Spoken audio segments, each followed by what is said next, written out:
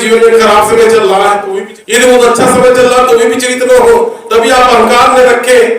आप जगदम्बा से आराधना विनती प्रार्थना करते रहे कि माता आप मेरे जीवन में अच्छा समय भर करके आए, आपकी कृपा रहे ताकि मेरा जीवन अच्छा से व्यतीत हो। जो कुछ मेरा दुख भरा समय है, जो कष्ट भरा समय है, अतिशीघ्रता पूर्वक व्यतीत हो जाए। एक एक करके थोड़ा थोड़ा करके वो जो कष्ट क्लेश है ये व्यतीत हो जाए। जगदम्बा से यदि आराधना विनती प्रार्थना करते हैं तो महामाया अपनी कृपा अवश्य प्रदान करेंगे और आपका दुर्भाग्य सौभाग्य बदल सकता है, आपका खराब समय यानी आपका परिणत हो सकता है। ऐसी महामाया की हर कोई समय की गति के अधीन है। अगर आपने समय की गति को पहचान लिया वही समझ जाएंगे। हर किसी के जीवन में अच्छा बुरा समय आता है। अपने बुरे समय में यदि किसी ने किसी को सहारा बना लिया वही मानव समझ जाएगा, ओट मिल जाएगा, सहारा ले लेगा, कृपा होगी। ऐसे में यदि आपका जीवन के समय में खराब समय चल रहा है, आप जय माता दी का नाम ले, जय माता दी का नाम ले, समय करें जगदम्बा का, पचपड़वा दरबार से जुड़ जाए। अपने खराब समय में जगदम्बा को अपना सारथी बना ले, अपना माझी बना ले, जगदम्बा को ही से विश्वास और भरोसा से पूज ले ताकि आपके जीवन का खराब समय प्रणित हो जाए। वो जगदम्बा की कृपा तो आप भक्तजन इसके समय में देवताओं का जन्म होता है, जिनके समय में बड़े बड़े ज्वार भाटा ज्वालामुखी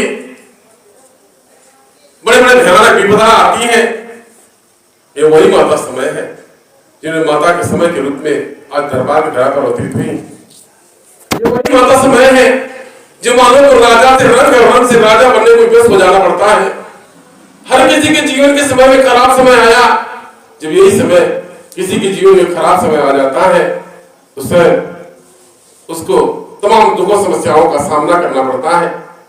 कभी श्री राम जी के जीवन में समय खराब आया, 14 वर्ष का वनवास उनको झेलना पड़ा, वो करना पड़ा। माता सीता को लंका में जाना पड़ा, उनके जीवन का खराब समय आया। अग्नि परीक्षा होगा माता सीता के जीवन में। भक्ति क्या है? भक्ति की परिभाषा तमाम संत महात्मा ज्ञानी ध्यानी जपी तपी महात्मा महापुरुष आए, सबने अलग अलग ढंग से बताया। कोई कुछ कोई कुछ कोई कुछ। इधर तपस्या, किसी ने गृहस्थ आश्रम की भक्ति, किसी ने कुछ और, किसी ने कुछ और। बेटा है जब तक पढ़ेगा नहीं, परीक्षा पास नहीं करेगा, आगे नहीं बढ़ेगा, किसी अच्छे पद पर नहीं जाएगा, वो इसकी भक्ति है।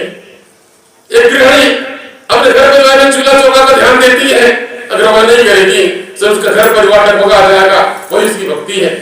एक कन्या अपने माता पिता के मान मर्यादा का ध्यान देना, पठन पाठन में ध्यान देना, वही इसकी भक्ति है, वही इसका कर्म, वही इसकी भक्ति है। एक बहू, एक माता, एक पिता, भाई बहन, हर कोई कर्म के अधीन है।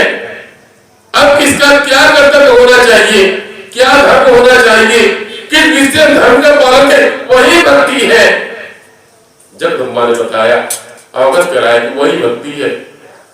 तो वचन बर्दाश्त कर लेना वो सबसे बड़ी भक्ति, 2 बार बर्दाश्त कर लेना वो सबसे बड़ी भक्ति है।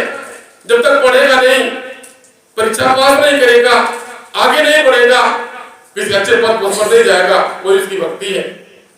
एक गृहिणी अपने घर परिवार में चूल्हा चौका का ध्यान देती है, अगर वह नहीं करेगी तो उसका घर परिवार डगमगा जाएगा, वही इसकी भक्ति है। एक कन्या अपने माता पिता के मान मर्यादा का ध्यान देना, पठन पाठन में ध्यान देना, वही इसकी भक्ति है, वही इसका कर्म, वही इसकी भक्ति है। एक बहू, एक माता, एक पिता, भाई बहन, हर कोई कर्म के अधीन है। अब किसका क्या कर्तव्य होना चाहिए, क्या धर्म होना चाहिए, किस विशेष धर्म का पालन है, वही भक्ति है। जगदम्बा ने बताया, अवगत कराया कि वही भक्ति है। कठोर वचन बर्दाश्त कर लेना वो सबसे बड़ी भक्ति, 2 बार बर्दाश्त कर लेना वो सबसे बड़ी भक्ति। लड़ाई झगड़ा मार काट